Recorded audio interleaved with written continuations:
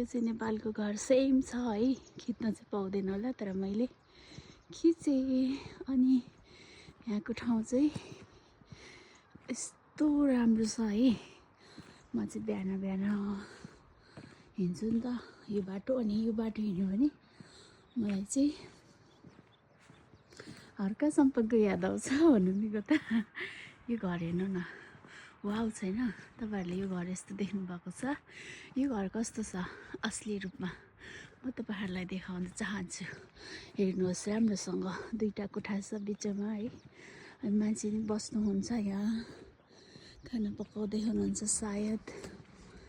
अनि आदमी रहेछ म के भन्छ, हेर्नु न घर कति धेरै सम्हालेर राखेको छ।